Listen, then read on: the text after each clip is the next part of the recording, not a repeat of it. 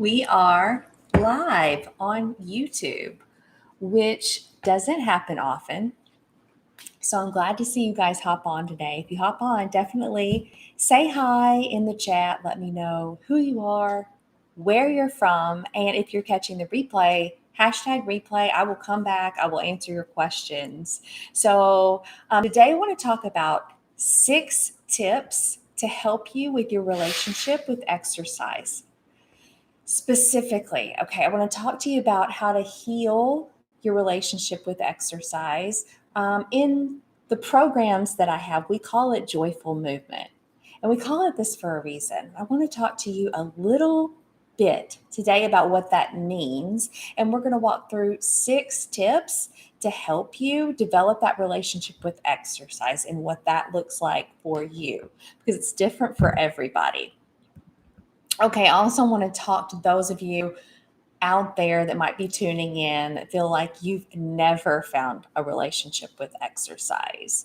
And if this is you, that's okay. Maybe trying to make yourself exercise every day seems pretty inaccessible. And maybe it overlaps with feeling like you're taking steps towards trying to accomplish a certain body type. So maybe you really like it, but it also gives you anxiety, or you feel like you have to keep exercising to try to get to look a certain way or to have good body image. So, how do we get to a place where we're not afraid of our body when it comes to movement? First, before we dive into this topic today, I want to announce that we have a workshop coming up tomorrow night, our latest workshop in the Food Confidence Club. If you don't know what the Food Confidence Club is, just say, hey, put in the comments, FCC, and I will get you that link. So tomorrow night, the topic is how to build your meals. So don't miss this one, because we're going to walk through how I use flexible meal planning during the week to actually plan meals and build my plate, build my meals throughout the week. It's a form of self-care for me because it gives me my time back. It helps me save money. Mentally, I have more space to give to other things in my life without worrying about like opening the pantry and thinking like, what am I going to eat? Okay, so back to exercise. That's the topic today. Okay, so if you're in a place that you feel like maybe you don't have a good relationship with exercise, and I'm keeping an eye on chat, you guys, so ask questions if you come on. Okay, so if you're in a place where you feel like you don't have a good relationship with exercise, maybe you feel like you've used exercise to overcompensate for food, or you ate something so you feel like you have to go burn it off or work it out. Maybe you use exercise to overmanage anxiety. That's another thing. So maybe you can't get yourself to exercise. Maybe you struggle with like getting up off the couch, and you feel this deep shame for not moving your body and you feel guilty. So, whoever you are, whatever party, whatever camp you're in, I think either side, you're going to find these tips useful today. Okay, so grab a pen, grab paper, and take some notes. Number 1, take some true rest. For those of you in the later camp, you're sitting there and you're like, okay, but I never get up off the couch. What are you talking about? I rest too much, right? Hear me out. Hear me out. When I say, have you been allowing yourself true permission to rest? If you're feeling deep shame and guilt for not moving, then maybe you've not been giving yourself permission to not move, right? Might need to rewind that and watch that again. This very much reminds me of the conversation that I have with people around food and giving themselves permission to eat. They'll tell me, I have too many cookies. Oh, I have no problem giving myself permission to eat all the cookies. But you're actually not giving yourself full mental, emotional permission to eat the cookies because your diet brain is telling you it's beating yourself up. And it fuels this chaos and this cycle. When you're guilty, you start restricting. When you restrict, all you can think about is the cookie. Then you eat the bag of cookies, then you feel guilty. And it's a cycle. And it's the same thing with exercise, or what I like to call movement. You beat yourself up for not moving. It's actually just going to reinforce the desire to avoid moving. So if you're sitting there and you're in the camp of over exercising, because I can relate to being there in the past, maybe not moving at all totally freaks you out. And I'm sitting here telling you to rest, and I bet giving yourself permission to rest can seem really stressful. And you guys, that's no place to be either. So I want you to learn to sit in that discomfort that you get. And I'm not going to give you a time frame. I've had clients that say, how long do I have to rest? A week? There's no time frame here. So if you're sitting there, you're in this camp of over exercising, give yourself permission to relax and to rest, to sit with the uncomfortable feelings, lean into it and figure out, what am I afraid of if I sit here on the couch? What's going to happen to me? What are my fears? Ask yourself those questions. Sit with those fears, resist the urge, lean into it, and figure out why you're so afraid. Like, what do you think is going to happen if you don't move your body every single day, maybe multiple times a day? Give yourself true permission to rest.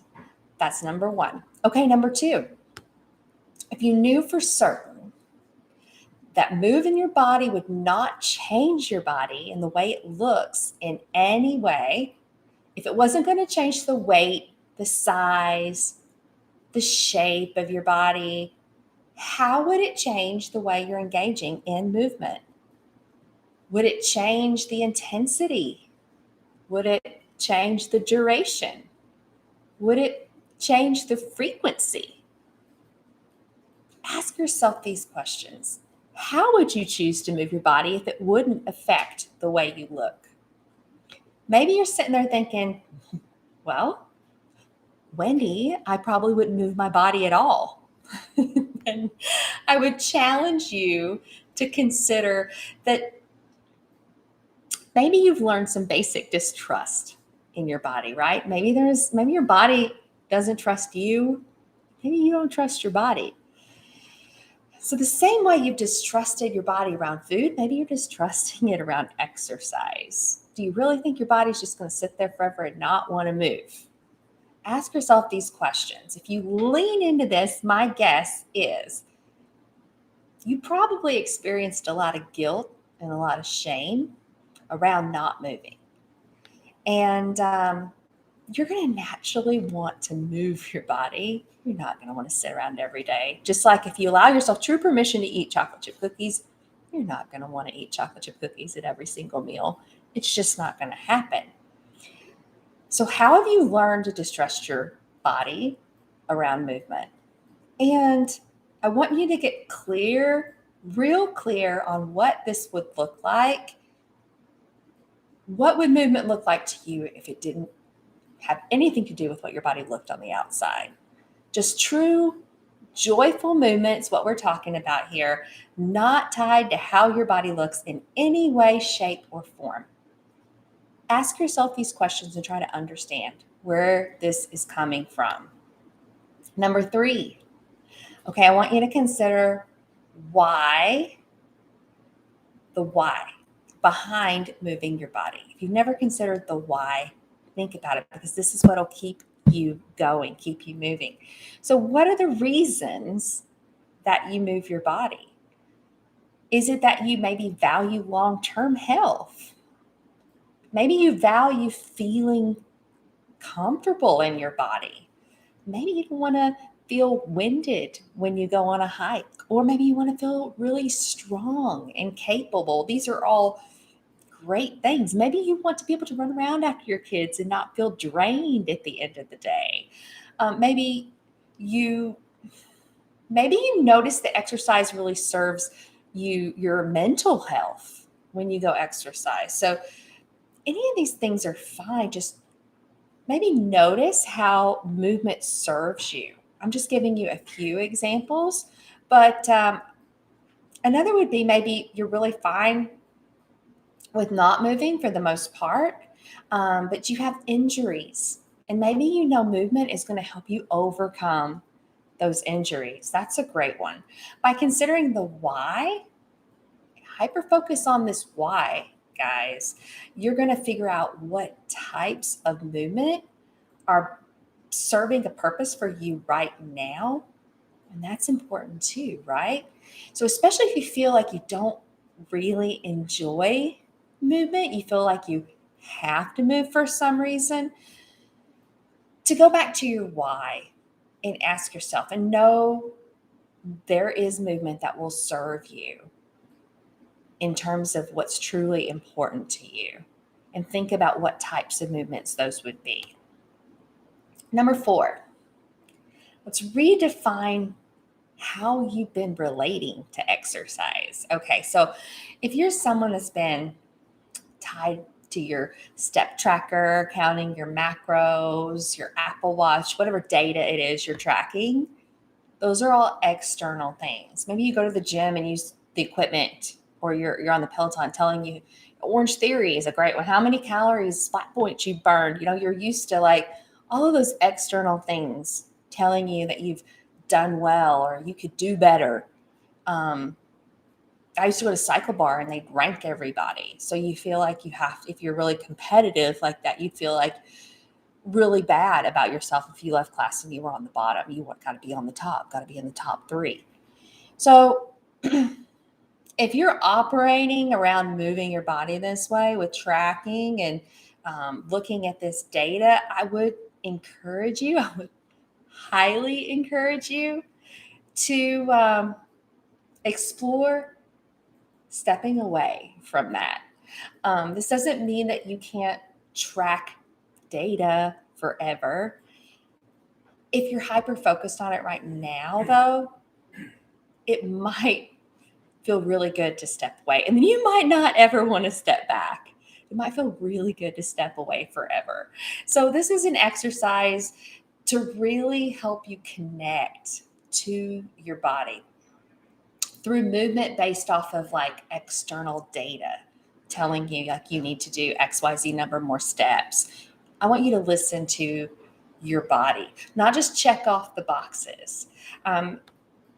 We're really wanting to learn how to connect back to our body when we're talking in terms of joyful movement. So see what movement feels like based on how your body feels, not based on what all these trackers tell you. Number 5 is a really short one, but it's really effective. Step away from the mirrors when you're working out. This will invite you to connect with your body through movement rather than experiencing your body externally through looking at it from the outside. So these are all good tips to help you reconnect and re-engage with your body internally. And the last one, number 6, tune into your body through movement. When you're moving, I want you to ask yourself, how am I feeling? How am I breathing?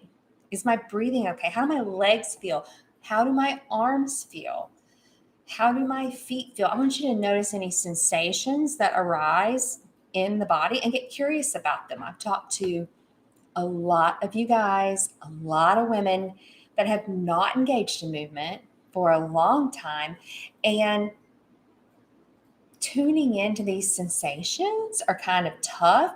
They can honestly bring up some anxiety. So if this is you and it's not something you can manage, definitely reach out. Reach out for support. Set up a coffee chat with me. It's free. So type support in comments, and I'll get in touch with you. Okay. And definitely take it slow as you ease into moving. If you're not used to moving, I want you to tune into the sensations that you experience in your body. I recommend yoga a lot because this type of movement really helps you tune into your breathing and what your body is feeling. So, yoga is a great place to start. And with that, I want you to make changes in your routine based off the feedback that your body is giving you after working out. So, um, there's no right or wrong way to move your body. I do want you to know that if you need to slow down, if you need to take a rest, if you need to grab some water, if you need a snack, listen to your body. It'll tell you these things. Maybe your body is saying, this is what I need. I need to stop. I need a rest day today. That's okay. I want you to be mindful of the feedback that your body is giving you rather than just some data on a watch or a ring or a phone somewhere. So let's recap all 6 before I jump off into our final announcement. Number 1, take some rest.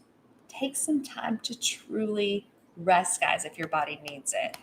And give yourself 100% full permission to rest. Number 2, if you could move your body in any way you want, regardless of what it looks like on the outside, and you knew that your body wouldn't change in any way, how would you move? That opens up a world of opportunities. I want you to consider your why for number 3. Why are you moving? What are the true reasons outside of just external stuff? Number 4, redefine what exercise looks like to you. How are you relating to exercise? 5, step away from the mirror, please. 6, tune into your body through movement. So that is really paying attention to those internal cues that your body is giving you rather than focusing on all the external things. Okay, and if you're interested in digging into this further about movement, one thing that keeps us moving is feeling comfortable in our skin, comfortable in our clothes. I've discovered a new company that has a mission statement, which is all about empowering women to get moving, to live their best life. And I'm all for that. Feeling amazing in your clothes that fit a range of bodies in all shapes and in all sizes. Because you and I both know if we're not comfortable moving in workout clothes, we're not going to even try. So this company, what I love about them is they're also about inclusivity. So size ranges up to 3X. They want everybody to get moving and feel really good when they do. So I'm leaving a link below to this company that I found and I truly love. And I have a couple of share codes that I will share with you to get $25 off when you go shop. Don't forget the workshop for the Food Confidence Club is tomorrow night at 8 p.m. It's all about meal planning, flexible meal planning through the week to save you time and how to build your meals. Until next time, thank you guys for joining me. I'll see you soon.